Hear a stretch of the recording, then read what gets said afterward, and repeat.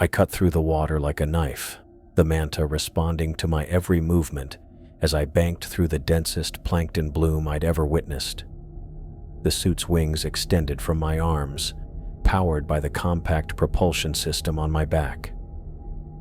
With each flex of my body, the biomimetic design allowed me to swim as effortlessly as the creature it was modeled after. "Readings are off the charts," I said into my comm, watching the holographic display projected inside my visor. Numbers scrolled past my eyes: nutrient density, microscopic biodiversity, temperature gradients. "We're talking levels I've never seen documented anywhere." Marilyn's voice came through clearly in my earpiece. "Sensors are working at 98% efficiency, Miles. Data transmission is stable." I twisted my body to navigate through a particularly thick cloud of bioluminescent plankton, their blue glow illuminating the water around me. My suit's external lights were almost unnecessary with the natural light show surrounding me. Even after 12 years of marine research, I'd never seen anything like this. "Are you getting these visuals?" I asked, knowing the cameras built into my helmet were feeding everything back to the research vessel floating a kilometer above us. "Crystal clear," Marilyn confirmed. "The spectral analysis is showing unusual protein structures in the microorganisms. Dr. Gilbert is already comparing them against known databases." I dove deeper, riding the natural current that pulled me through the heart of the bloom. The manta's wing design made it incredibly energy efficient. Another 6 hours of dive time remained before I'd need to recharge the hydrogen fuel cells. "Miles, you're approaching the depth limit we agreed on," Vicky's voice cut in, my sister's tone shifting from research director to concerned sibling. "Remember the pressure tests showed inconsistencies past 700 meters. I checked my depth gauge. 658 meters. "Just a little deeper," I replied, adjusting the mixture in my rebreather system. "The bloom's core seems to be centered around 720. I need to get samples from the densest concentration." "The manta hasn't been tested beyond 700 in actual field conditions," Vicky insisted. I could picture her standing over the monitoring station on the ship, arms crossed, giving the technicians her signature look of disapproval. "That's why this is called a field test, Vic," I said, unable to keep the excitement from my voice as new readings flashed across my display. Oxygen saturation levels are nearly triple what they should be at this depth. If Jimmy's theory about deep-sea upwelling zones is correct, we're looking at a completely novel ecosystem. The water around me thickened with life. Not just plankton now, but small crustaceans and finger-length fish darting through the bloom, feeding on the microscopic buffet. My suit's external temperature sensors registered an anomalous warm current, 2 degrees above the surrounding water. "I'm sending you a sample now," I said, pressing a control on my wrist panel that activated one of the collection modules built into the manta's chest plate. Water rushed into the sterile container, trapped with whatever microscopic life it contained. "Received. Processing," Marilyn confirmed. I banked right, following the warm current. The movement of water felt strange here, different from typical ocean currents I'd navigated thousands of times before. More directional, almost intentional. "Miles, I'm picking up unusual water displacement patterns approximately 200 meters ahead of your position." John's voice joined the conversation, his sonar specialist's trained ear evident in his precision. "Large-scale movement, not matching known current profiles for this region." I flexed my arms, the wings of the manta spreading wider to give me better maneuverability. "Probably whales," I replied, pushing deeper still. "This much plankton would attract filter feeders. Maybe humpbacks or blues migrated here early." "Pattern isn't consistent with cetacean movement," John countered. "The displacement is, I don't know how to describe it, organized, circular." "Sending you the visuals now," I said, increasing my speed. The thought of documenting whale feeding patterns in this unprecedented bloom sent a rush of scientific adrenaline through me. If we can correlate whale feeding behaviors with these nutrient concentrations. The water suddenly shifted around me. One moment I was swimming forward under my own power. The next I was caught in something that felt like an underwater tornado. The manta's wings strained against the force as I was pulled sideways. "What the hell?" I gasped, fighting to stabilize. "Miles, your velocity just jumped to 30 knots, Vicky shouted through the comm. "What's happening?" I tried to fold the wings back to streamline the suit, but the current was too powerful. My body spun once, twice, before I managed to right myself. The plankton swirled around me in a massive circular pattern, like I was caught in a whirlpool. "I'm caught in some kind of current," I reported, trying to keep my voice steady as I diverted power to the thrusters. The manta hummed against my back, fighting the pull but barely slowing my movement. "It's dragging me. East-northeast." "Get out of there," Vicky ordered. "Full power to vertical thrusters." I did as she said, but the upward momentum barely counteracted the lateral pull. Whatever had me in its grip was far stronger than the manta's engines. "John, what am I dealing with here?" I asked, my eyes scanning the water ahead for any clue. His voice came back tense. "The displacement pattern. It's like nothing I've ever seen. It's creating a funnel effect about 200 meters in diameter." The swirling plankton thinned enough for me to see ahead, and what I saw made my blood run cold. The water seemed to disappear into a massive dark opening about 50 meters ahead. Not a cave or underwater formation. This was moving, pulsing. "Oh my God," I whispered. "What do you see?" Marilyn's voice sounded small in my ear. "I think it's a mouth," I said, the words sounding insane even as I spoke them. "An enormous mouth." As I was pulled closer, I could make out more details. The opening was lined with structures that looked horribly like teeth, not the sharp triangles of a shark, but long, comb-like projections designed for filtering water, like baleen in whales, but on an impossible scale. "Miles, get out of there now," Vicky screamed in my ear. "Full emergency ascent." I redirected all power to the thrusters, feeling the manta strain against my back. For a moment, I thought I might break free. The pull lessened slightly, my speed dropping.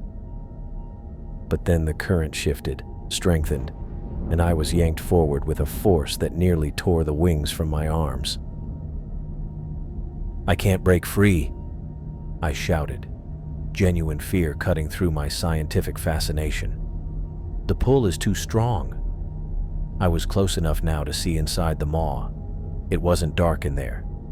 Bioluminescent patches lined what I could only call a throat, casting an eerie blue glow over everything. The scale was incomprehensible. This wasn't a whale or any known creature. This was something else. "Miles," Vicky's voice cracked with panic. "Your tracker shows you moving at 45 knots. The teeth were right in front of me now, massive, pale structures rising like stalactites and stalagmites around the circular opening. I tucked my body into a ball, making myself as small as possible as I shot between them. "I'm inside," I reported, my voice strangely calm despite the chaos. "I've been ingested by the organism." My world tumbled as the current carried me deeper. I activated the manta's brightest lights, illuminating my surroundings in harsh white. The walls around me pulsed pink and purple, lined with what appeared to be cilia-like structures that waved in rhythmic patterns. I was in a massive tunnel of living tissue. "Pressure stable. Oxygen levels in my suit nominal," I said, falling back on training, reporting vital statistics while my mind struggled to process what I was seeing. "Temperature rising. 39 degrees Celsius and climbing." "Miles, what are you seeing?" Marilyn asked, her scientific curiosity momentarily overriding the emergency. I spun slowly in the fluid that carried me, taking in the impossible environment. I'm in some sort of internal cavity. The walls they're alive, pulsating, fleshy, pink and purple tissue with structures that look like oversized cilia. They're moving in waves, probably to help transport water and food through the system. The comms crackled with voices talking over each other, Vicky giving orders to the ship's crew. John reporting my position had stopped displaying normally on their systems. Marilyn asking about my oxygen reserves. I barely heard them. The enormity of my situation was finally hitting me. I wasn't caught in a current. I wasn't inside a cave. I was inside a living creature of such massive proportions that it defied everything we understood about marine biology. "It's not possible," I whispered more to myself than to my team. "No marine organism could possibly grow this large without us knowing about it. The energy requirements alone would..." I trailed off as the tunnel I was in opened into a larger chamber. My lights couldn't reach the walls on either side. The space was vast, cathedral-like in its dimensions. More of the bioluminescent patches covered the ceiling in patterns that reminded me of constellations. "I think I know why we've never detected it," I said, my scientific mind still working despite the danger. "It must spend most of its time in the deep ocean trenches. This is the first time it's come up to feed on a surface bloom." "Miles, focus." Vicky's voice cut through my scientific speculation. "We need to get you out of there." But as the reality of my situation sank in, I knew there was no quick escape. The walls contracted around me, pushing me deeper into the creature's digestive system. The fleshy tunnel squeezed and relaxed in peristaltic waves. My suit sensors registered increasing heat and changing chemical composition in the surrounding fluid. "I'm trapped inside a living marine megafauna," I said, the words feeling surreal as they left my mouth. "And it's unlike anything we've ever documented before." My manta suit tumbled in the flow, spinning me disorienting circles. I pulled hard against the controls, trying to right myself. "I'm getting tossed around in here," I said, fighting to keep my voice steady, having trouble stabilizing.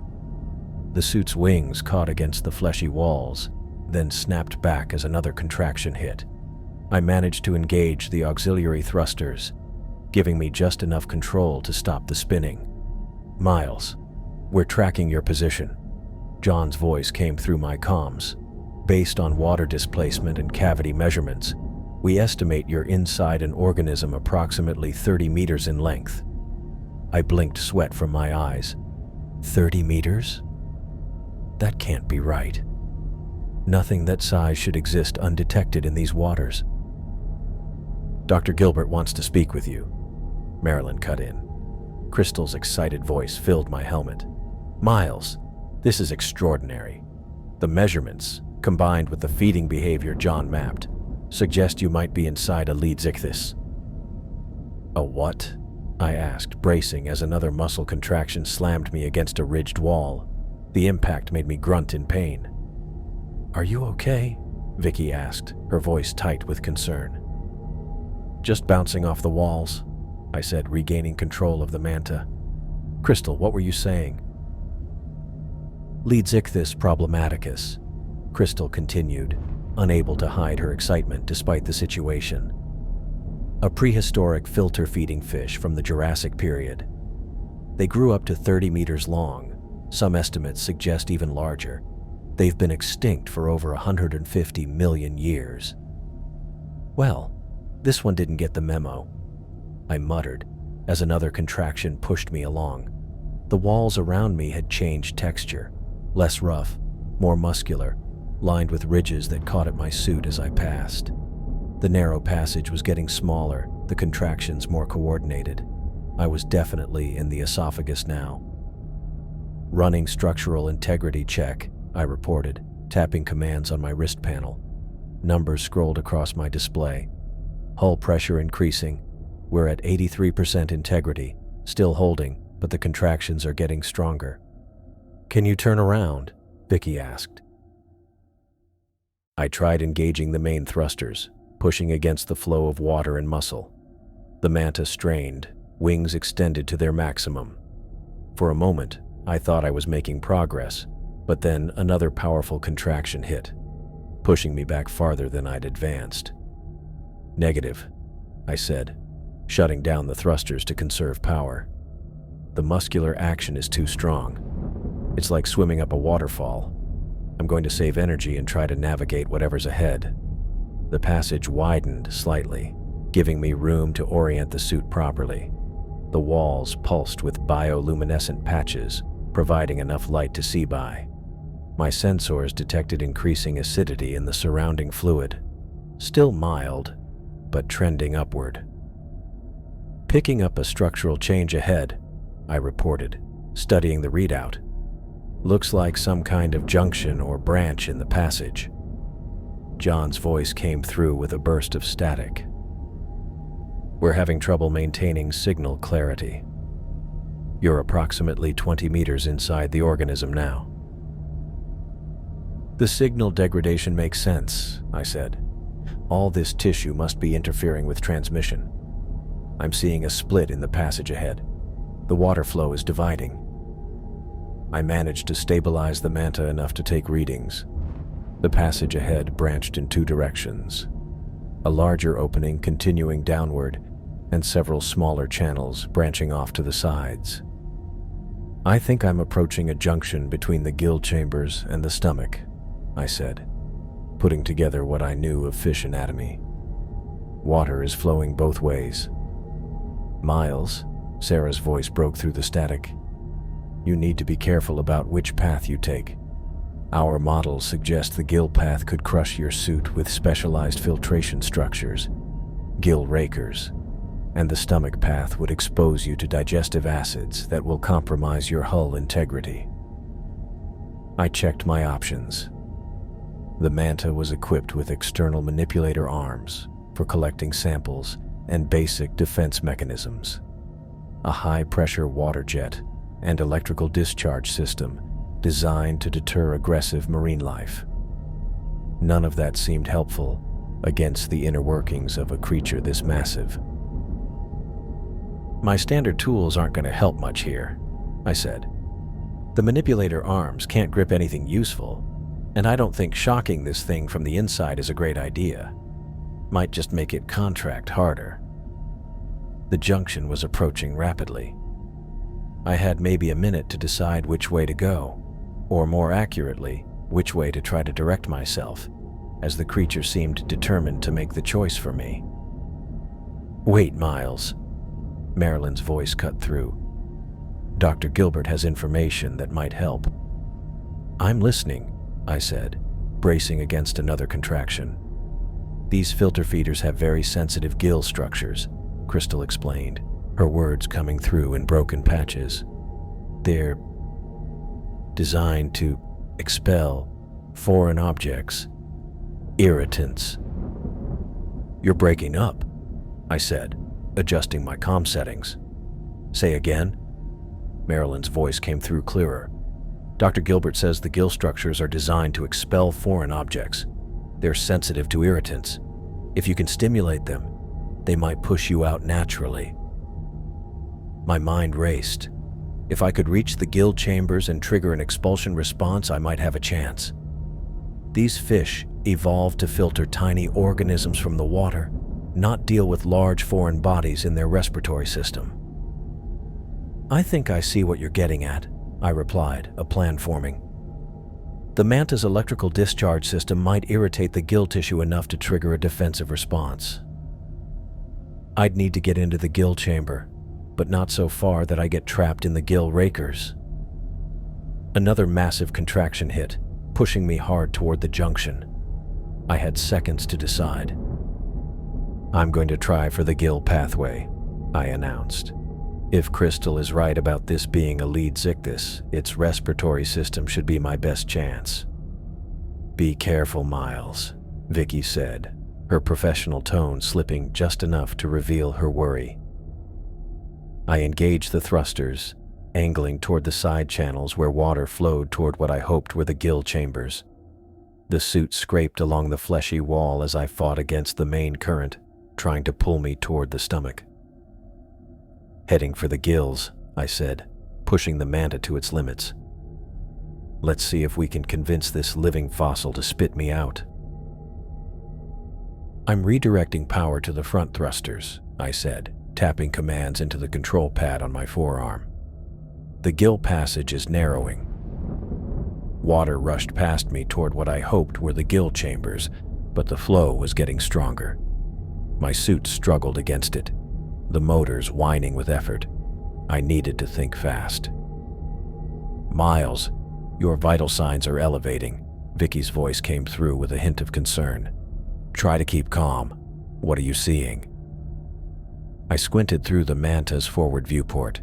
The translucent tissue walls pulsed with an eerie bioluminescence, casting everything in a pale blue glow.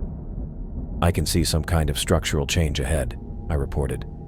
"The passage is narrowing into what looks like a series of—" I broke off, the realization hitting me. "Gill rakers. I can see the gill rakers." The massive comb-like structures loomed ahead, moving rhythmically as water flowed through them. Each one was at least 2 meters long, bristling with countless filaments designed to trap plankton while allowing water to pass. But the manta wasn't plankton, and those structures would crush my vessel like it was nothing.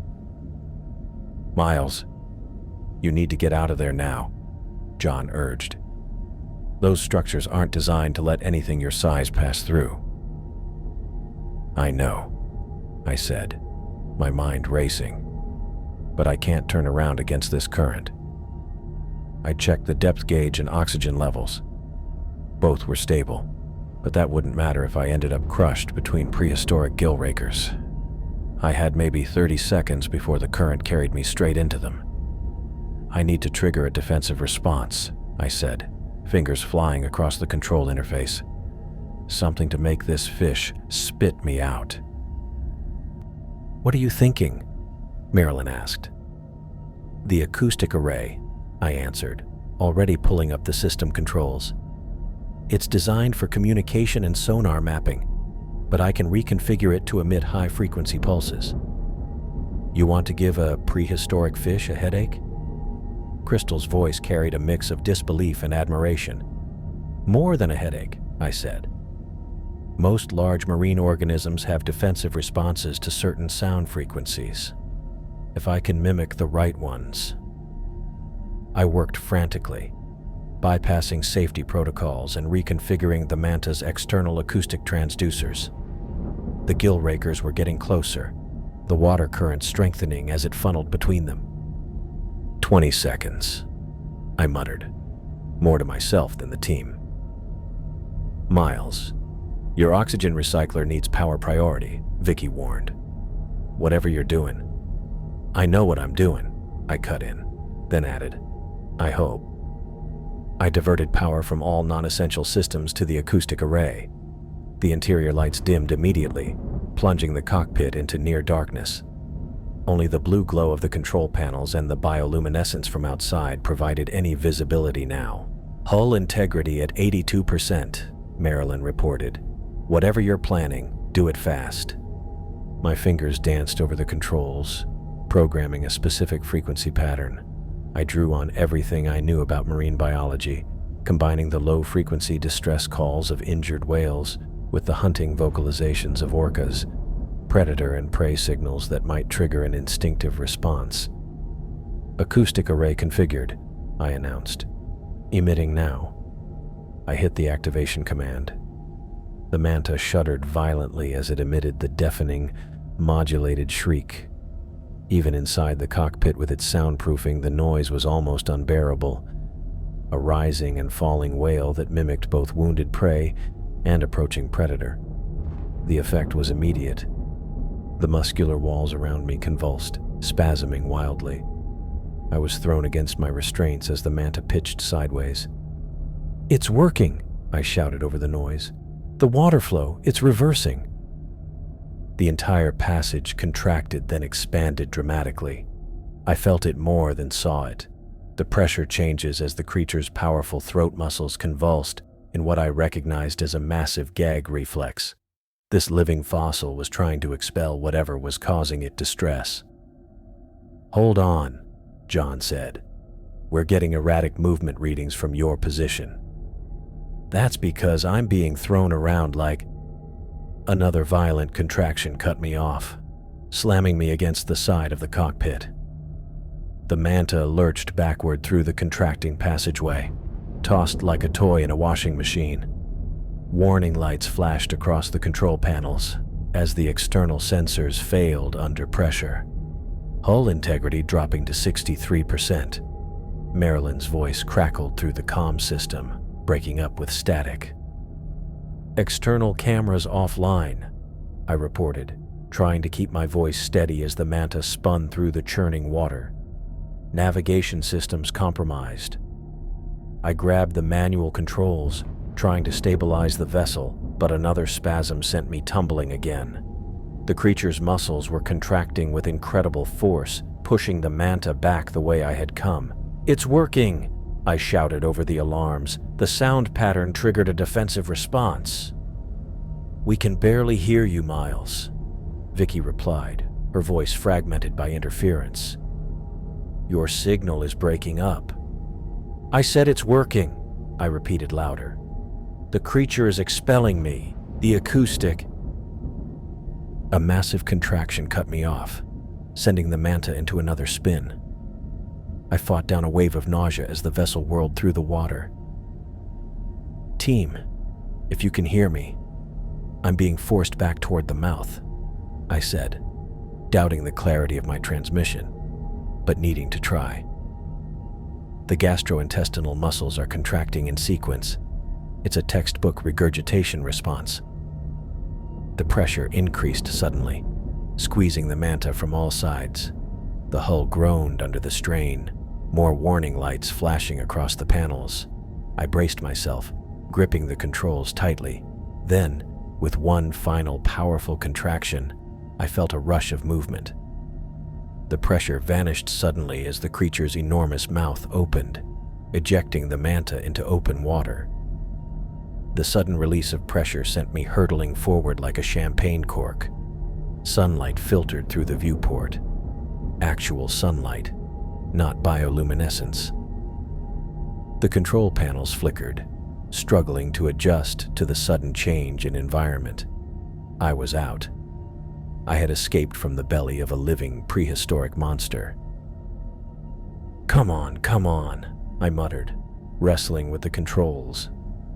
The suit's propulsion system whined in protest as I redirected power to the stabilizers. With a series of jerky movements, I managed to stop the spinning and right myself in the water column. My hands trembled slightly as I wiped a layer of sweat from my forehead. "Miles? Miles, do you copy?" Vicky's voice came through the comm system, broken and staticky but audible. "I'm here," I said, my voice shakier than I'd expected. "I'm out. The manta's covered in mucus and spinning like crazy, but I've got control now." A chorus of relieved voices erupted through my headset, everyone talking at once. I could make out Marilyn asking about system status, John wanting coordinates, and Crystal saying something about unprecedented documentation. "Everyone, quiet," Vicky commanded, her voice cutting through the chatter. "Miles, what's your status?"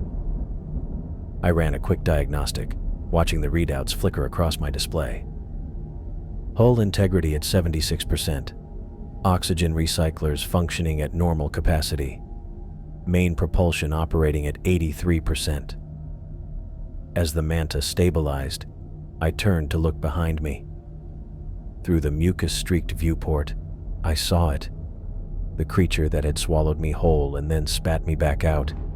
The lead's ichthys was massive, easily 90 feet long, with a mouth that could have swallowed a small car. Its enormous body undulated slowly through the water, silver-gray scales catching the filtered sunlight. The creature's wide, flat head tapered to a powerful tail that swept lazily back and forth, propelling it effortlessly through the water. "I can see it," I said, my scientific curiosity overwhelming any residual fear.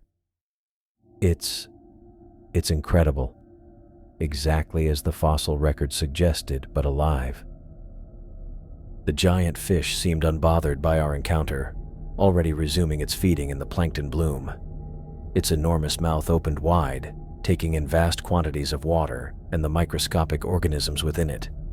Gill rakers, the same structures I'd nearly been trapped in, filtered out the food as water passed through its massive gills. "Miles, I'm showing damage to your external sensor array and communications antenna," John reported. "Signal strength is fluctuating." I swiped at the viewport with the manta's exterior cleaning mechanism, clearing some of the mucus to improve visibility. "Confirmed. I'm getting intermittent readings from the external sensors. Communication is breaking up but functional." "What's the creature doing now?" Crystal asked, her scientific excitement evident even through the static. "Feeding again, about 30 meters away from me. It's completely unbothered by what just happened. I must have been nothing more than an annoying piece of debris in its filtration system." "Miles," Sarah's voice cut in, authoritative and firm. "You need to return to the surface immediately. The manta has sustained significant damage, and we need to assess it before it compromises your safety." She was right, of course. The smart move would be to head straight up. The manta had survived being swallowed by a prehistoric fish, but it wasn't designed for that kind of stress. The oxygen systems were stable for now, but that could change if more systems failed. I pointed the manta upward, engaging the ascent thrusters, but as I began to rise, I caught sight of the Leadsichthys silhouetted against the glowing plankton bloom. The scene was breathtaking. A living fossil, thought extinct for over 150 million years, feeding in a massive bioluminescent cloud. "Wait," I said, bringing the manta to a hover. "I need to document this." "Miles, did you not hear me?" Sarah's voice crackled through the calm. "Return to the surface now." "Just give me 2 minutes," I said, already checking the status of the manta's camera systems. "The main exterior cameras are damaged, but the auxiliary imaging system is still online. I can't leave without proper documentation. No one would believe this without evidence." "Your suit's internal recordings have captured everything," Vicky reminded me. "Low resolution and obscured by mucus," I countered. "The auxiliary cameras can give us clean, high-definition footage if I position correctly." I didn't wait for permission. This was potentially the scientific discovery of the century, and I wasn't going to lose the chance to document it properly. I redirected the manta, moving to a better vantage point about 20 meters from the massive fish. The manta responded well to my commands despite the damage, the wings extending from my arms, allowing precise movements through the water. I activated the remaining functional cameras, adjusting their settings for the low light conditions and distance. "Beginning documentation," I reported. "Subject is approximately 90 feet in length, with a mouth span of roughly 15 feet. Body structure matches fossil records of Leadsichthys problematicus with remarkable fidelity." I spoke clearly for the recording as I maneuvered the manta in a wide arc around the creature, careful to maintain a safe distance. No visible evolutionary adaptations or differences from known fossil specimens. This suggests an extraordinary case of evolutionary stasis spanning over 150 million years. The creature continued feeding, unaware or unconcerned with my presence. Its massive tail swept through the water with slow, powerful movements, creating currents that I could feel, even at this distance. "Are you getting this data?" I asked the team. "Partial transmission coming through," Marilyn confirmed. "Enough to verify what we're seeing, but we'll need the complete datasets when you return." "What about the plankton bloom?" Crystal asked. "Can you get readings on its composition?" I checked the environmental sensors. Some of them are still functional. I'm getting basic readings on the bloom density and composition. The nutrient levels are off the charts. Might explain how something this size can sustain itself. As I worked, carefully documenting every aspect of the creature I could observe, I began checking through the data that had survived my ordeal inside the lead Zichthys. Most of the external sensor readings from before I was swallowed were intact, including detailed scans of the plankton bloom. "This changes everything," I said, thinking out loud as much as communicating with my team. Finding a living specimen of lead Zichthys problematicus challenges our entire understanding of deep-sea ecosystems. "And extinction events," John added through the staticky comm. "If this species survived the end Jurassic extinction event, what else might have?" "Exactly," I agreed, still recording footage as I spoke. "We've always assumed that the deep ocean trenches remained relatively stable environments over geological time, but this is direct evidence of a species remaining virtually unchanged for millions of years. The implications for evolutionary biology are enormous," Crystal chimed in. "This represents an extraordinary case of evolutionary stasis. The selective pressures must have remained incredibly consistent to prevent significant adaptation over such a vast time span." I continued to circle the creature, making sure to capture footage from multiple angles. The biggest question is whether this is a single specimen or if there's a breeding population. If it's just one individual, it could be extraordinarily long-lived.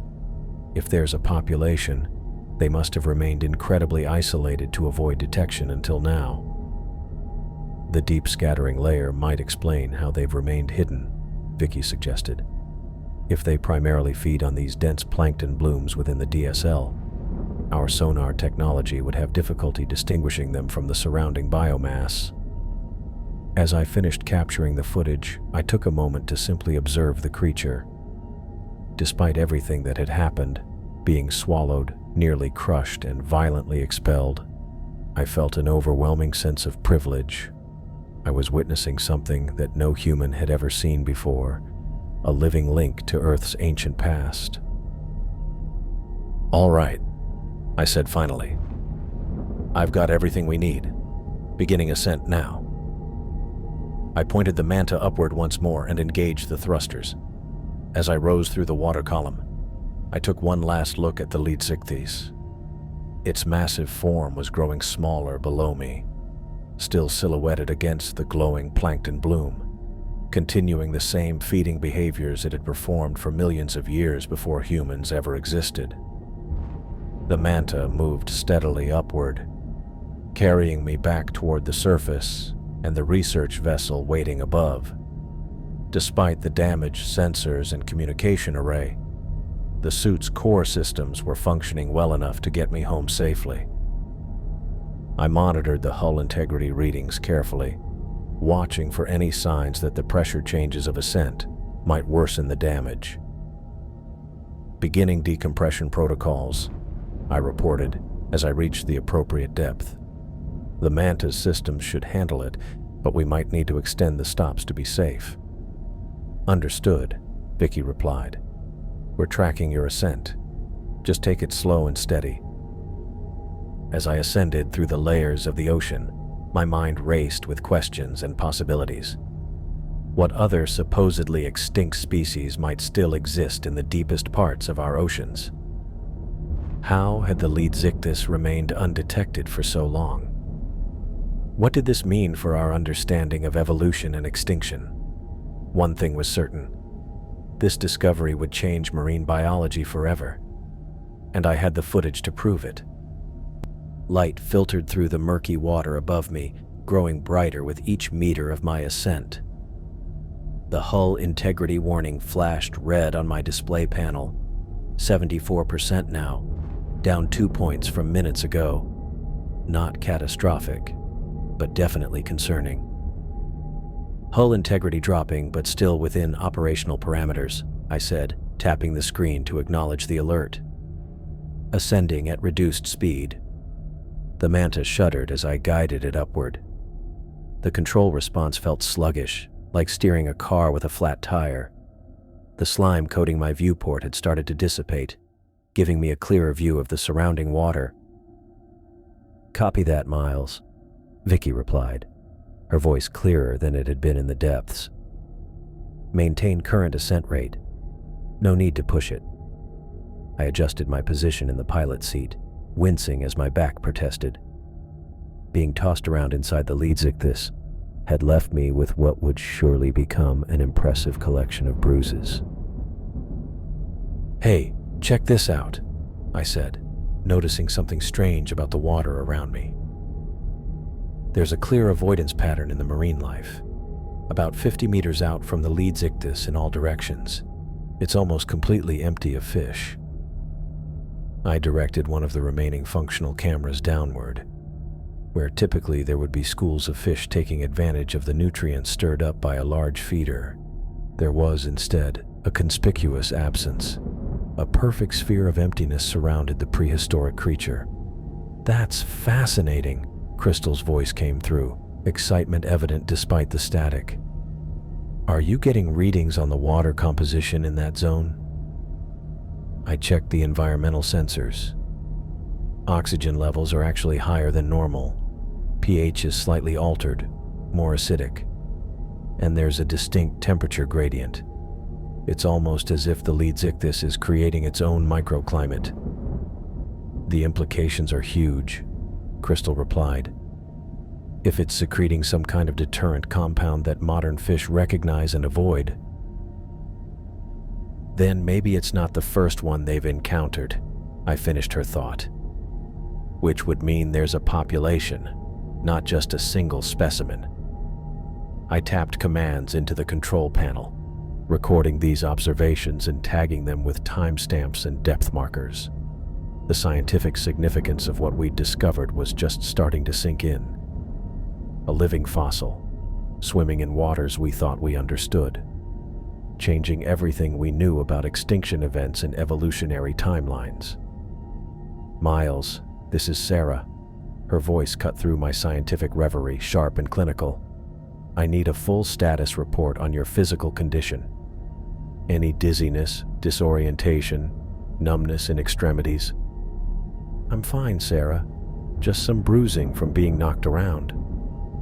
"Any change in vision? Shortness of breath? Tingling sensations?" I smiled at her persistence. "Negative on all counts. The manta took the beating, not me. We're preparing the recovery equipment now." John's voice joined the conversation. "ETA to surface at your current ascent rate."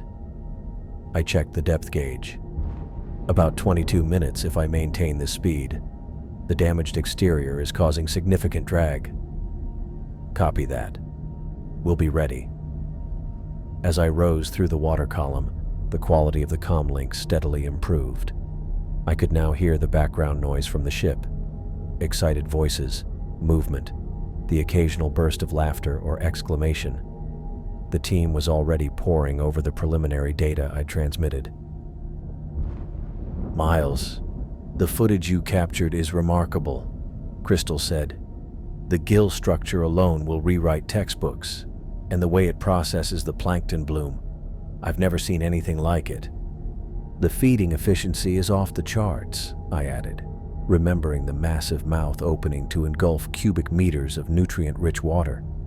"No wonder it can maintain that size. The energy intake must be enormous." I continued my ascent, using the slower-than-normal pace to mentally catalog everything I'd witnessed.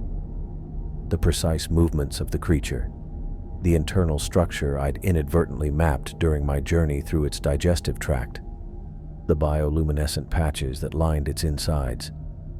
Each observation was another piece of a puzzle we hadn't even known existed until today. "Miles," Vicky's voice came through again. "What's your oxygen situation?" I checked the gauges. "Recyclers operating at 83%. I've got enough for the ascent plus another hour if needed." "Good. And the hull integrity?" "Holding steady at 74%. The pressure decrease as I ascend is helping." The manta jolted suddenly, a shudder running through the frame. Another warning light blinked on, this one yellow rather than red. "What was that?" Vicky asked, tension edging into her voice. "Just hit the thermocline," I replied, referring to the layer where water temperature changes rapidly with depth. The damaged exterior sensors aren't handling the temperature differential well. Compensating now. I manually adjusted the environmental systems, bypassing the automatic controls that were struggling with the sudden change. The warning light continued to blink, but the shuddering stopped. "How's it looking?" Marilyn asked. "Manageable. The suit wasn't designed for rapid temperature transitions with compromised sensors. I'm routing auxiliary power to stabilize the internal environment." The light from above grew stronger as I ascended through the thermocline. Blues deepened into rich aquamarine, then lightened toward the surface. I could make out the silhouette of the horizon above me now, a dark shape against the shimmering ceiling of the ocean. "Visual contact with the horizon," I reported. "Distance approximately 60 meters. "We see you, Miles," John confirmed. "Recovery team is standing by." The ascent continued, slower than I would have liked, but steady. Each meter brought me closer to safety, but also further from the extraordinary creature below. Part of me, the scientist, the explorer, wanted to turn around, to dive back down and continue documenting the Leeds ictus. But the pragmatist in me knew the manta needed repairs before any further exploration. "You know," I said, thinking aloud as I often did during dives, "this discovery challenges everything we thought we knew about the Jurassic extinction boundary. A species this large surviving undetected, it opens up questions about what else might be down there. The deep ocean remains less explored than the surface of Mars," Crystal agreed. "Less than 5% properly documented. And most of that exploration has focused on trenches and thermal vents," I added. "If the Leeds ictus has been living in the open water column all this time." I trailed off, the implications too vast to fully articulate. The manta rose steadily, the light from above growing stronger with each passing minute. 30 meters to surface, I reported, hull integrity holding at 73%. The final stage of my ascent brought a profound sense of relief mixed with scientific excitement. The sunlight penetrated the water more directly now, illuminating particles suspended in the blue. The manta's systems were strained but operational, carrying me upward toward the waiting research vessel. I watched the depth gauge count down, 20 meters, 15, 10, and prepared for the transition back to the surface world. I broke the surface with a rush of foam and water cascading down the manta's viewport. Sunlight hit my eyes directly for the first time in hours, momentarily blinding me after the deep blue darkness. The horizon loomed larger than I expected, its research deck already buzzing with activity as crew members pointed in my direction. The comms crackled with renewed clarity now that I was above water. "Visual confirmation on the manta," someone called. "Recovery team, move now." I shut down the main thrusters and let the manta's natural buoyancy keep me afloat. The suit's systems hummed and whined around me, the damage making itself known through unfamiliar rattles and hisses. My muscles ached from being tossed around inside the cockpit. "Miles, stay put. Recovery boat approaching your position," Vicky said through the comms. Her voice carried that familiar mix of professional authority and sisterly concern. The small recovery boat sped toward me, its outboard motor cutting through the gentle swells. 3 crew members in safety gear leaned over the side as they approached, tossing out a capture harness. The yellow float splashed down around the manta. "Holy shit," one of them shouted as they got closer. "What is that stuff all over the hull?" The thick, translucent mucus still coated much of the exterior. giving the manta's sleek black surface a sickly, organic appearance. I couldn't help but smile. The first physical evidence of my encounter, right there for everyone to see. "That's what the inside of a living fossil looks like," I called back, though my voice remained contained in my helmet. I tapped the comms. "Vicky, let the recovery team know I can hear them, but they can't hear me through the hull." The capture process took longer than usual. The mucus made the manta slippery, and twice the harness slid off before they managed to secure it properly. I powered down all remaining systems except life support and waited as they towed me back to the horizon. The sensation of floating on the surface felt strangely serene after the chaos inside the lead Ichthys. Once alongside the research vessel, the main crane swung into position. Metal cables descended, and the recovery team attached them to the manta's lifting points. I felt the familiar jolt as the slack disappeared from the cables, and the manta rose from the water, dripping and gleaming in the sunlight. The crane operator swung me over the deck with practiced precision. As I descended toward the landing pad, I saw the entire research team waiting, Vicky standing front and center, arms crossed, her expression unreadable from this distance. The manta settled onto the deck with a gentle thud. Immediately, crew members swarmed around it, securing it in place. I heard their exclamations of disgust and fascination as they encountered the mucus covering the hull. "Stand back," Vicky ordered. "Let's get him out first. Then we can examine the exterior." The manual release for the cockpit was still functional, thankfully. I twisted the emergency handle, and with a hiss of equalizing pressure, the curved viewport lifted upward. Fresh air rushed in, carrying the familiar scents of salt water, diesel fuel, and the metallic tang of the research vessel. Hands reached in to help me out. I unfastened the internal harness and allowed myself to be half lifted from the cockpit. My legs felt unsteady after hours of being confined in the pilot position. "Easy there," Braden said, his medical officer's training evident in his gentle but firm grip on my arm. "Let's get you to the lab." "I need to see the data first," I protested, though I didn't resist as they led me away from the manta. "Data's not going anywhere," Vicky said, walking alongside us. "You need to get checked out." The ship's lab had been hastily converted to serve medical purposes. Braden guided me to a chair and wrapped a thermal blanket around my shoulders. I hadn't realized I was shivering until the warmth enveloped me. "Your core temperature's a bit low," he said, checking the readings on a handheld monitor after placing sensors on my skin. "Not dangerous, but let's warm you up."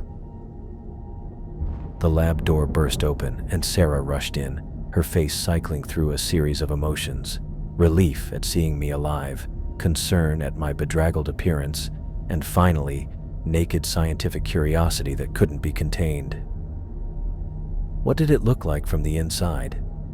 she asked, pulling up a stool across from me. Braden shot her a disapproving glance. "Let him rest for a minute."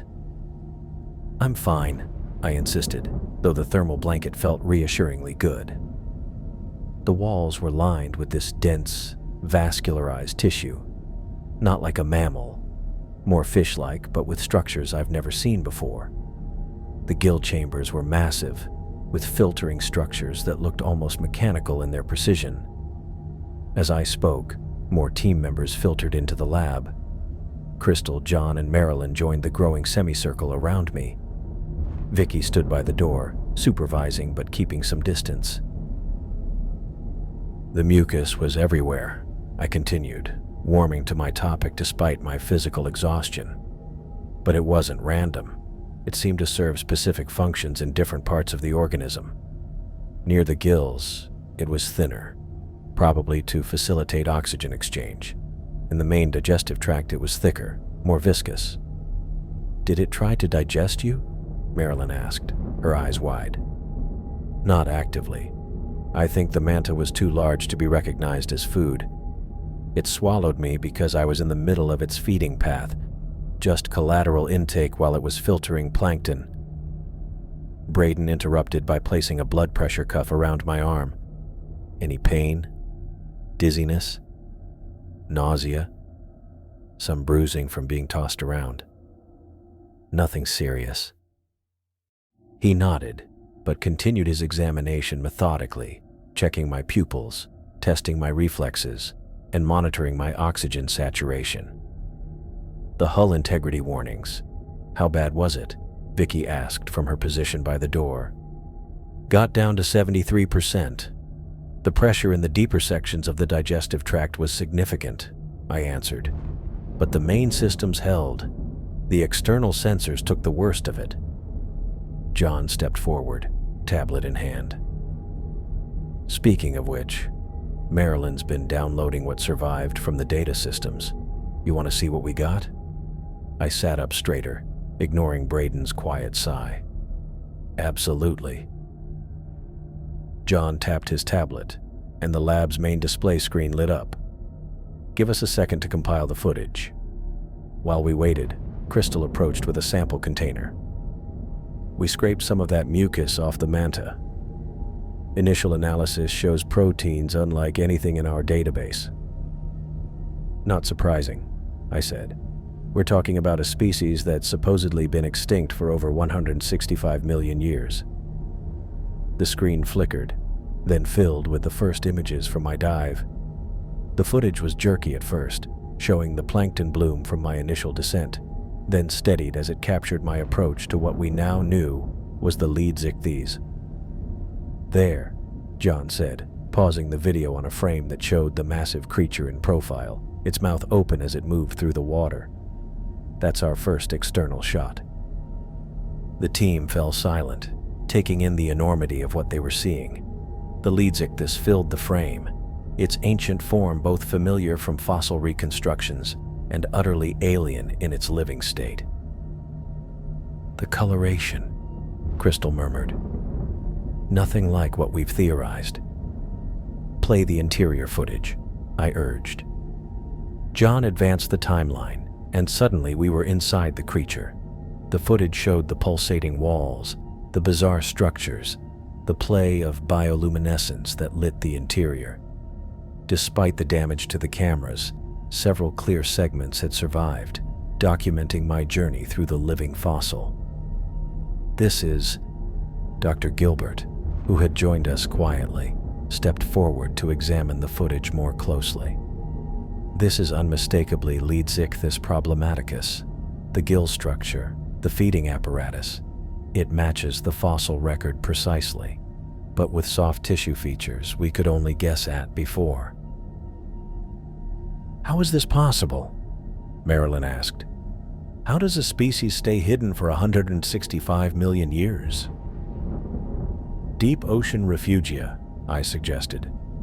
Isolated populations adapting to changing conditions over time, but maintaining their basic form because their ecological niche remained stable. The footage continued, showing my struggle through the gill chambers and the moment when I activated the acoustic array. The screen showed static briefly, then cut to external footage again as I was expelled from the creature. Tell us about the acoustic deterrent, Vicky said. That was quick thinking. I explained my reasoning, how I'd reconfigured the manta's acoustic array to produce high-frequency pulses that would irritate the sensitive gill tissues. I knew from our research on modern filter feeders that they have specialized sensory cells to detect foreign objects. I gambled that the lead ichthys would have similar defensive mechanisms, even if more primitive. And it worked, John said, sounding impressed despite himself. It worked too well, actually. The force of the expulsion is what caused most of the damage to the manta. While we talked, Marilyn had been working at a side terminal, downloading and sorting the surviving data from the manta's systems. We've got environmental readings, structural analysis, and some partial biometric data on the creature, she reported. John pulled up another screen. You should see this, he said, bringing up a sonar image captured from the Horizon systems. This is what we were tracking while you were inside. The image showed a massive outline moving slowly through the water column. A tiny blip, the manta, appeared as a dot inside the larger form, then was suddenly expelled. Based on these readings, John continued, we're looking at a specimen approximately 28 meters in length, possibly larger. I leaned forward, studying the images. The fossil record suggests they could grow up to 30 meters. This could be a mature adult. Or it could be a juvenile, Crystal suggested, excitement creeping into her voice. There could be an entire population down there. The implications of that possibility sent a wave of excited murmurs through the team. If this wasn't a single surviving specimen but part of a thriving population of Leedsichthys, it would rewrite our understanding of marine evolutionary history. We need to go back, I said, the words coming out before I'd fully formulated the thought. With proper equipment, better sensors, maybe a submersible drone that could follow it without being perceived as food. Sarah, who had been unusually quiet, finally spoke up. Miles, look at the manta. She gestured toward the door, though we couldn't see the deck from the lab. It's badly damaged. You nearly didn't make it back. This creature, as scientifically important as it is, represents a significant danger.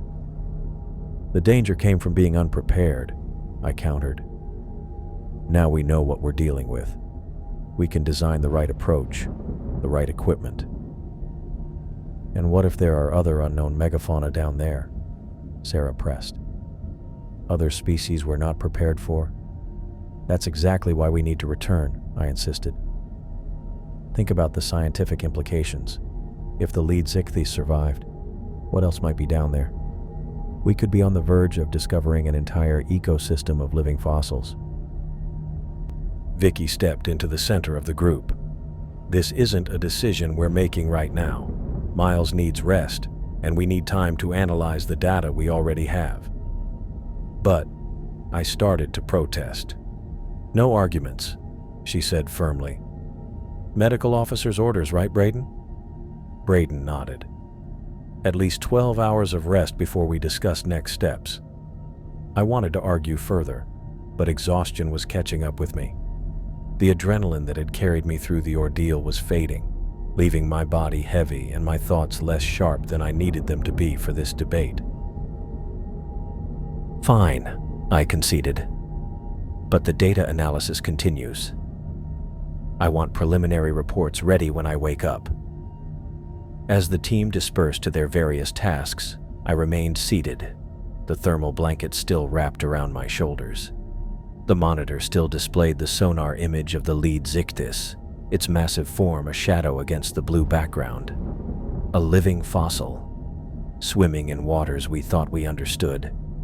The greatest scientific discovery of my career, perhaps of the century. I didn't sleep that night. Couldn't. My mind buzzed with all we'd discovered.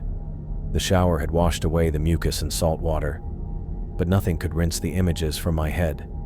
That massive mouth, the living walls of tissue, the impossible reality of a creature that shouldn't exist. 12 hours of rest, Braden had ordered. I gave it 2 before slipping out of my cabin. The lab was empty at 2 a.m. Perfect. I turned on just enough lights to work, not wanting to alert anyone to my disobedience. The samples from the manta's hull sat waiting in sealed containers, thick, yellowish mucus that had once coated the interior of a living fossil. I pulled on latex gloves and got to work. The chromatography machine hummed softly as I prepared the first sample.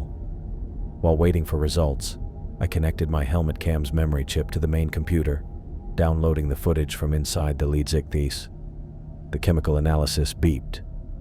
I leaned forward, staring at the results, scrolling across the screen, then ran the test again to be sure.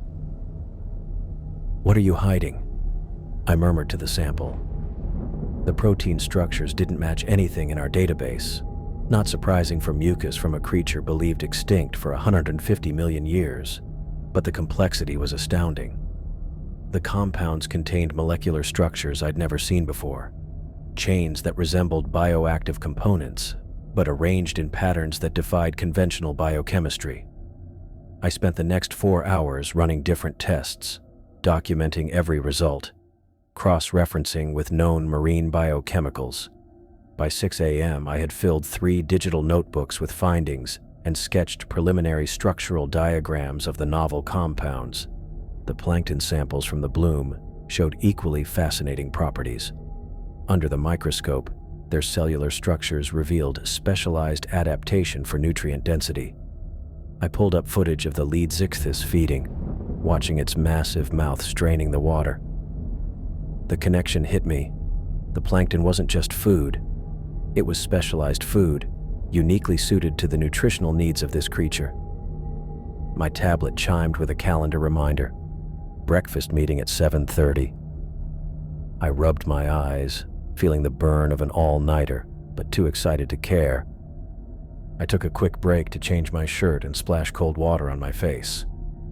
No time for another shower. Science waited for no one. By 7:25, I'd assembled my notes and findings into a presentable format and transferred everything to my tablet. I grabbed the sample container with the most interesting mucus specimen and headed for the mess hall. Everyone was already there when I walked in. Vicky spotted me first, her eyes narrowing at my obviously unrested appearance. "You were supposed to be sleeping," she said as I slid into the empty seat beside her. "Couldn't," I replied, setting my tablet on the table. The mess hall smelled of coffee and toast, with plates of eggs and fruit scattered among the research team. Too many questions keeping me awake. Braden handed me a mug of coffee without asking. "Your blood work came back normal, but you should still be resting. Physical trauma doesn't always show up immediately. I appreciate the concern, but this couldn't wait." I took a sip of coffee, feeling the caffeine hit my system like a rescue line. The samples from the manta's hull, they're revolutionary. Sarah passed me a plate of toast. "Eat something first. Science can wait 5 minutes." I took a piece, but didn't eat it, too eager to share what I'd found. The mucus contains protein structures unlike anything documented in marine biology. I've run comparisons against every known fish species in our database. Crystal leaned forward, her breakfast forgotten. "Taxonomically unique." "Completely." I pulled up the molecular diagrams on my tablet and turned it so everyone could see. "These compound chains shouldn't exist according to what we know about fish evolution. They're not just different. They're impossible." John grabbed the tablet, scrolling through my results. "You did all this overnight?" Tu nodded, brushing crumbs from my fingers. "Sleep is overrated when you're looking at evolutionary biology's equivalent of finding a dinosaur in your backyard." Vicky took the tablet from John, her expression a mix of professional interest and personal concern. "These protein structures could explain the lack of predation we observed. The chemical composition might act as a natural deterrent." "Exactly," I said, finally taking a bite of toast to appease Sarah's watchful gaze. "But that's just the beginning. Look at the plankton samples from the bloom." I swiped to the next screen, showing microscope images of the plankton we'd collected. The tiny organisms looked unremarkable at first glance, but my night of research had revealed their secrets. The plankton in that specific bloom has unusual nutrient density, far higher than typical marine microorganisms. Its cellular structure allows for maximum nutrient absorption by filter feeders. I tapped the screen, highlighting certain cells. These aren't random plankton. They're specifically adapted to nourish the lead zichthys. Crystal moved to stand behind me, studying the images over my shoulder. A symbiotic relationship? The plankton gets protection within the bloom, and the lead zichthys gets an optimized food source. It would explain how a creature that size survives in modern oceans without being detected, Marilyn added. if it stays primarily in deep water trenches and only surfaces when these specialized blooms appear. I finished my coffee in one gulp, which brings me to the next thing I wanted to discuss. I pulled up a new file on my tablet, technical schematics of the Manta. The suit sustained damage, but the core systems are intact. With some modifications, we could convert it into a specialized research submersible specifically designed to study the Leedsichthys. Sarah put down her fork with an audible clink. Miles, you were almost digested yesterday. The hull integrity was compromised, and we haven't even completed a full diagnostic yet. I've already run preliminary diagnostics, I countered. The damage is primarily external, the sensor array, some of the hull plating. The internal systems are functional. With targeted modifications, we could reinforce the weak points and add specialized equipment for biological sampling. What kind of timeline are you suggesting? Vicky asked, her tone neutral, but her eyes skeptical. I took a deep breath. 24 hours for the initial modifications.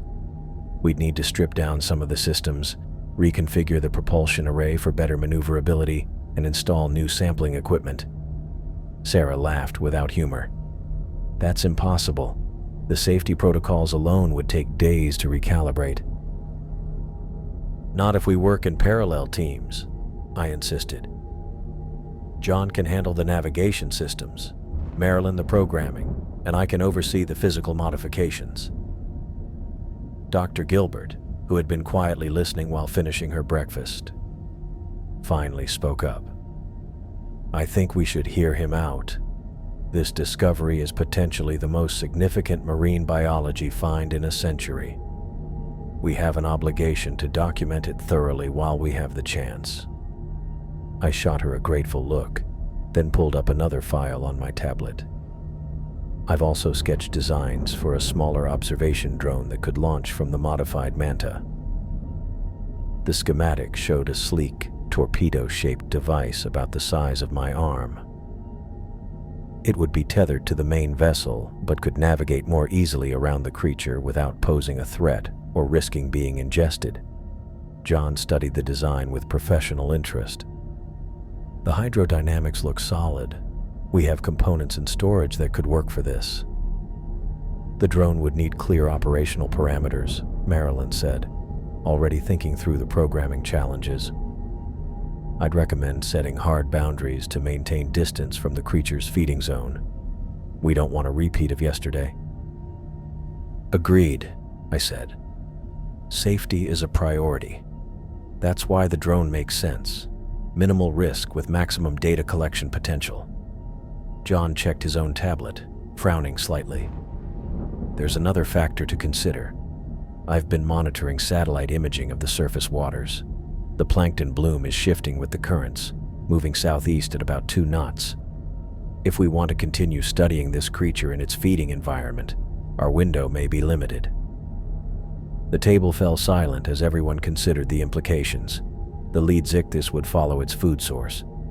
If the bloom dispersed or moved too far, we might lose our chance to study this living fossil. How long do we have? Vicky asked. John shrugged. Hard to say with certainty. Based on current patterns, maybe 72 hours before the bloom disperses beyond our research zone, less if weather conditions change. I looked around the table, meeting each person's eyes. This is why we need to move quickly. I'm not asking for permission to dive again immediately. I'm asking for 24 hours to implement basic modifications, so we're ready when conditions are optimal. Vicky tapped her fingers on the table, thinking. And what specific data would this modified dive collect that we don't already have? Tissue samples, for one, I said. Right now, we only have mucus. With the right equipment, we could obtain blood samples, external tissue scrapings, all without harming the specimen. We could also map its movement patterns in relation to the bloom, document its feeding techniques in greater detail, and search for evidence of other individuals.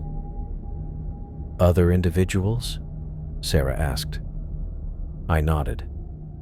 A single specimen surviving 150 million years past extinction is statistically impossible. There must be a population, however small. The argument continued through the remainder of breakfast, with concerns raised and addressed one by one.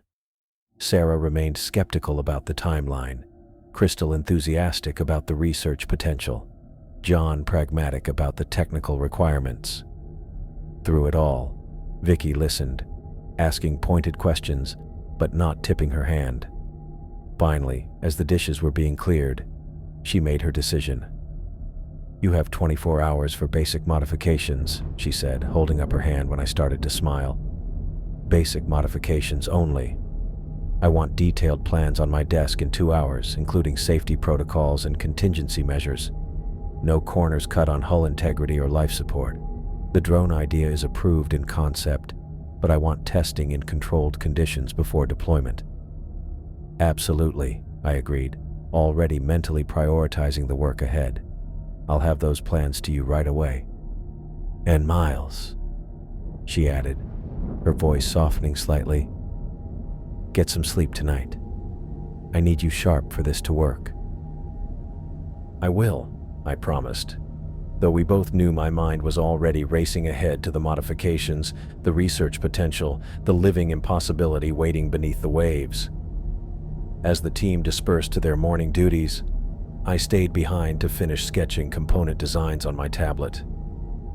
The exhaustion of the all-nighter was fading under the rush of scientific adrenaline.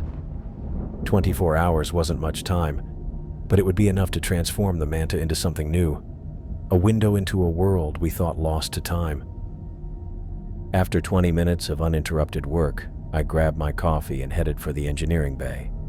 The hallways of the Horizon were quiet this early in the morning. Most of the crew were still asleep, but I knew Marilyn would already be at work. She never missed a chance to tinker with the equipment. The engineering bay doors slid open, revealing Marilyn hunched over a workbench, surrounded by components from the Manta's damaged exterior. "You couldn't sleep either?" I asked, stepping inside. She looked up and brushed a strand of hair from her face. "Someone had to start assessing the damage before you tried convincing everyone to send you back down there." I placed my tablet on the bench. "Got the preliminary designs right here." Marilyn studied my sketches, zooming in on various components. "This is ambitious for a 24-hour time frame. That's why I brought coffee." We worked through the early hours without pause, dismantling the damaged sections of the Manta and repurposing what we could. 2 engineers joined us around 4 in the morning, bleary-eyed but eager to help with what Marilyn had described as the coolest rush job in marine biology history. The Manta's hull needed reinforcement at key stress points where the lead Ichthys had put the most pressure. I installed ceramic composite plates that would distribute pressure more evenly across the structure.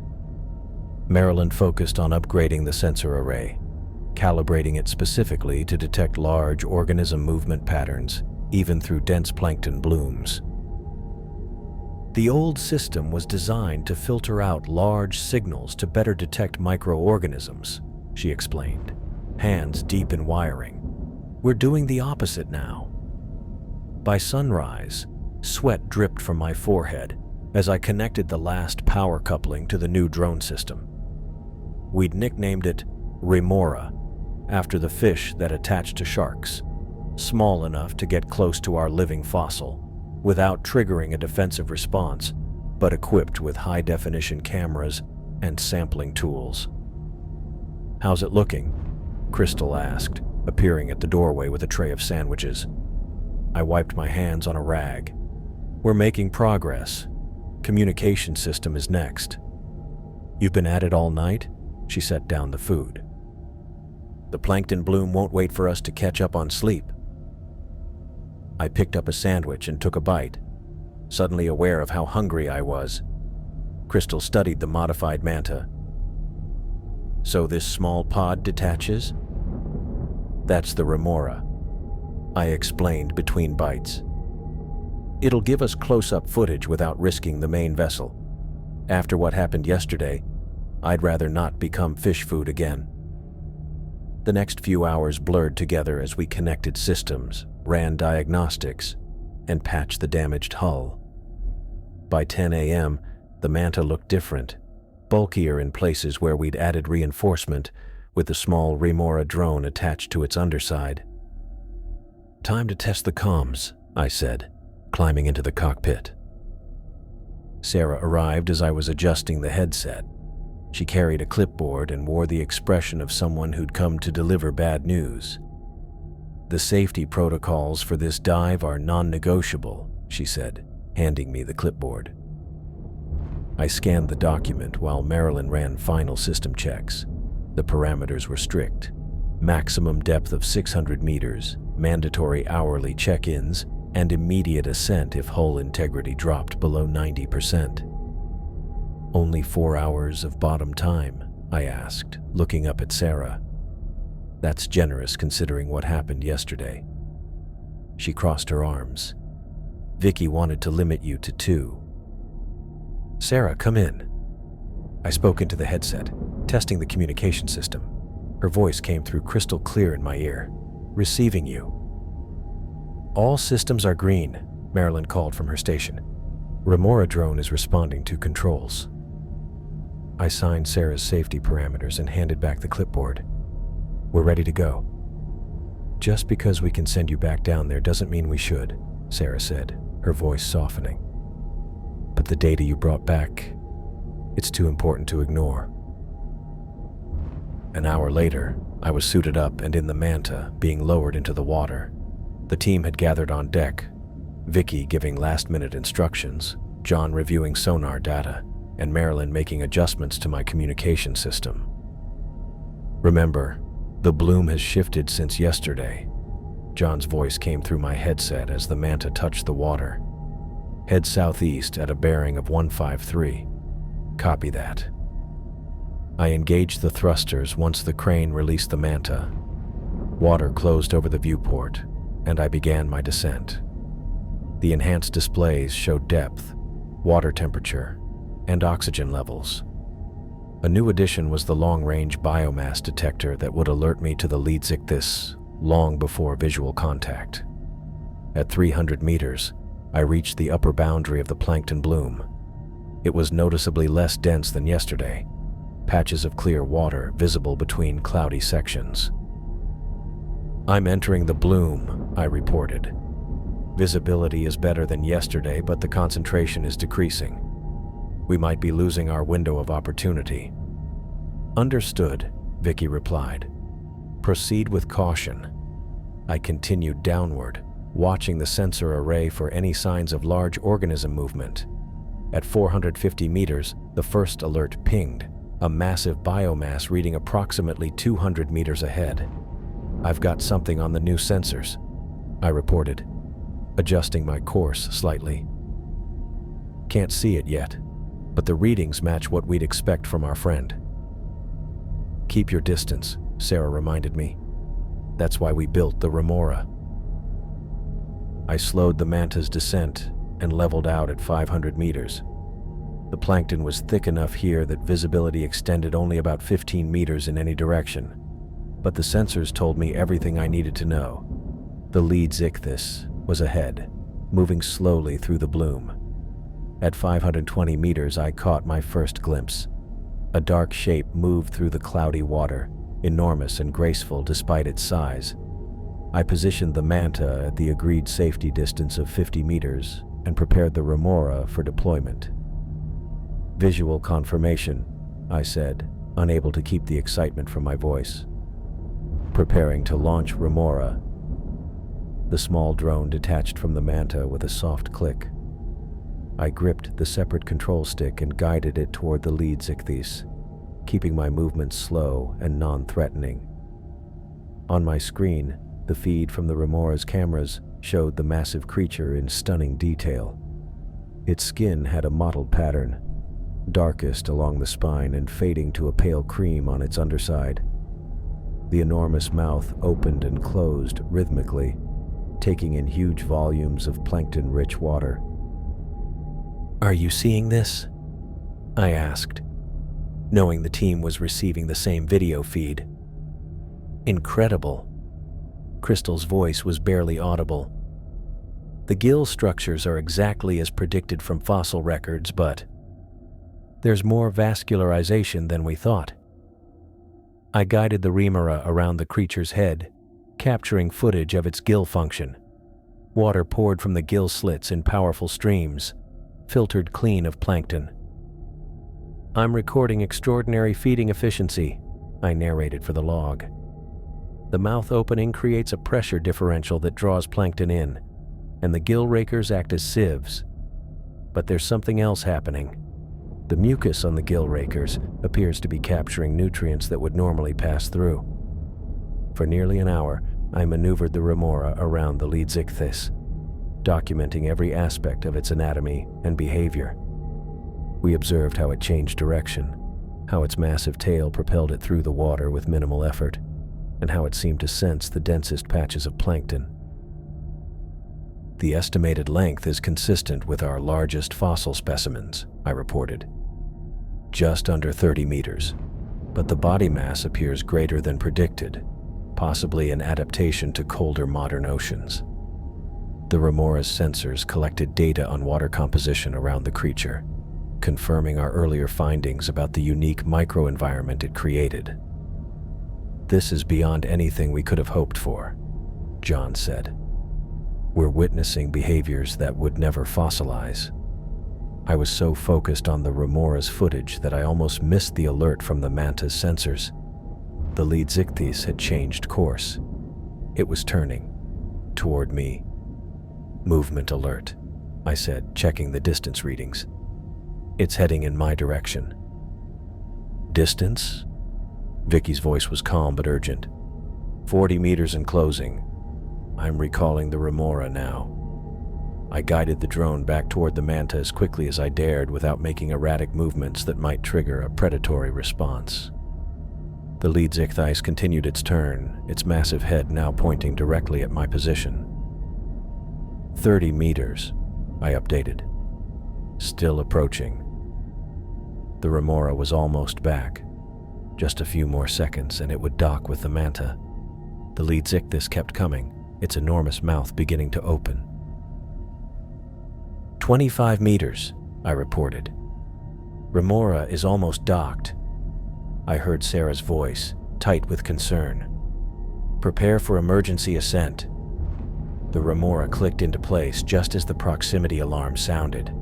20 meters. The creature filled my viewport now, blotting out the ambient light as it approached.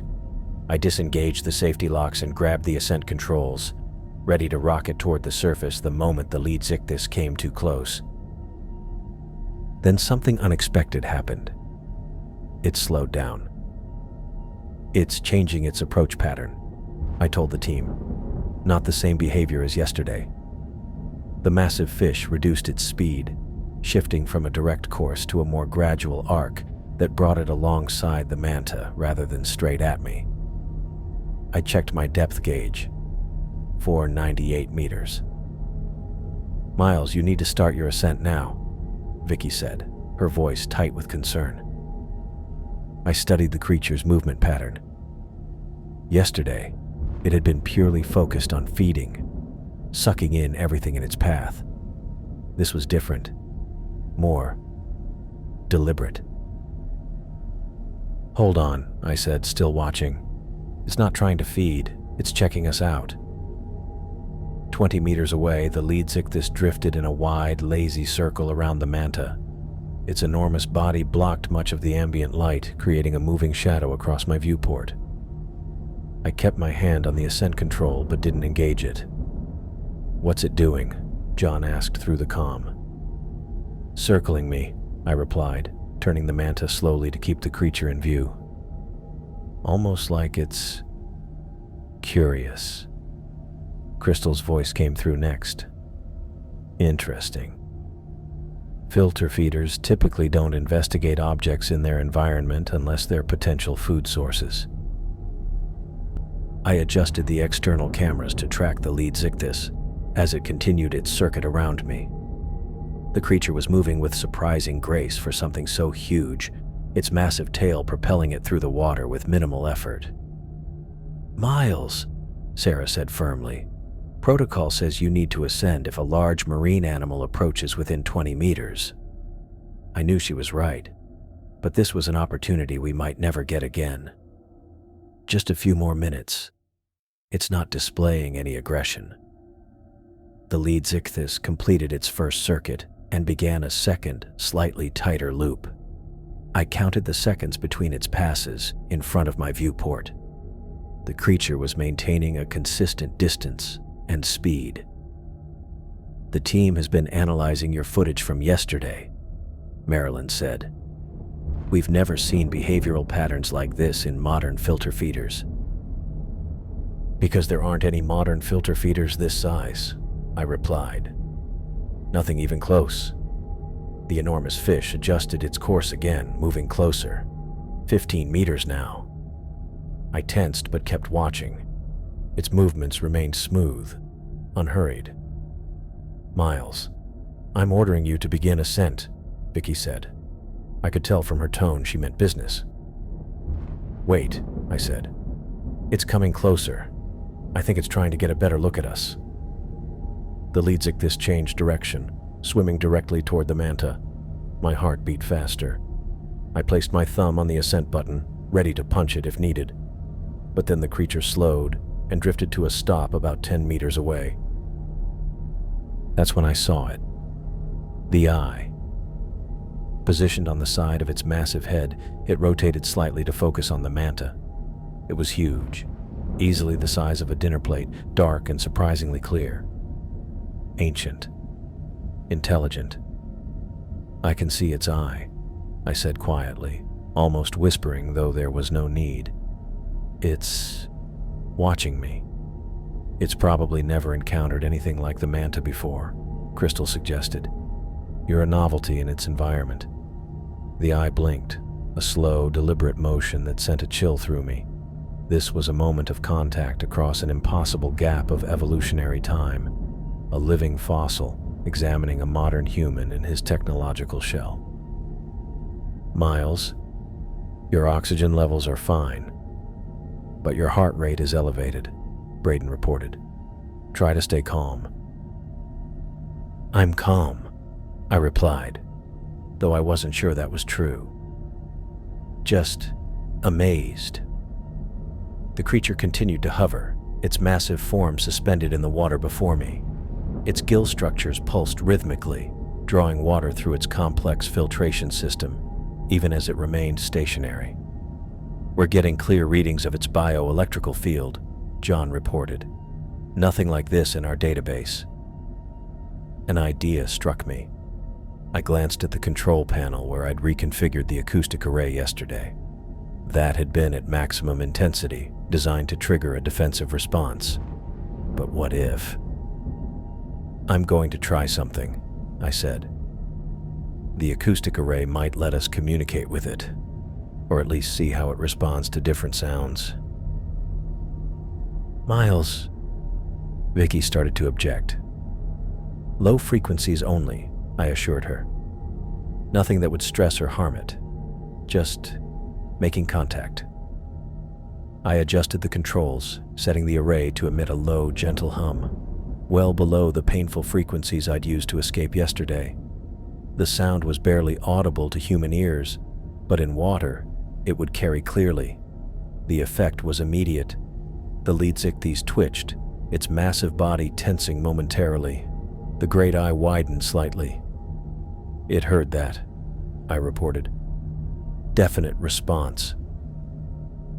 I adjusted the frequency slightly, raising it by a few hertz. The creature moved back slightly, then forward again, cautious but interested. "Are you getting this?" I asked, making sure the cameras were capturing everything. "Every second," Marilyn confirmed. "This is unprecedented data, Miles." I tried a different pattern, 2 short pulses followed by a longer one. The lead Zichthys responded by swimming in a tight circle, then returning to its position in front of the manta.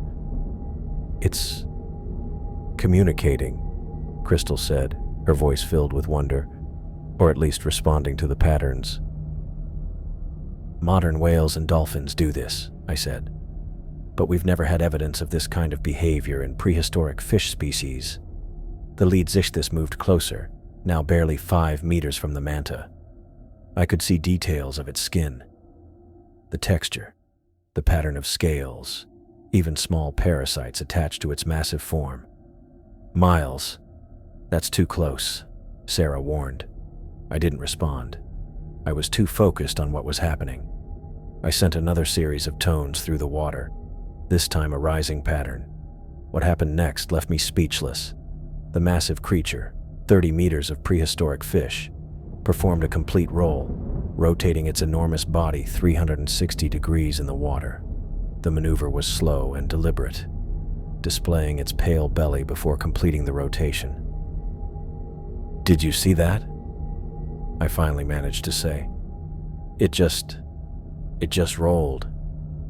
"We saw it," Vicky replied, her voice hushed. "No filter-feeding fish has ever been documented performing that kind of maneuver. It's behaviorally complex. The energy expenditure for a creature that size to perform that movement is enormous," Crystal added.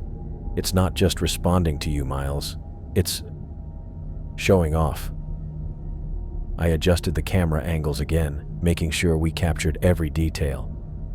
This was evolutionary biology being rewritten in real time. "This changes everything we know about prehistoric marine cognitive capacity," I said. "These aren't just simple filter feeders. They're complex, intelligent creatures." I tried several more sound patterns, and each time the Leadsichthys responded with different movements, changes in direction, speed, or position. It was clearly capable of distinguishing between the patterns and responding uniquely to each. "We're recording all of this, right?"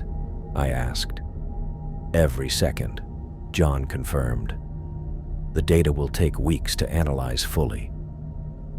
After nearly 20 minutes of this extraordinary interaction, I noticed a change in the creature's behavior.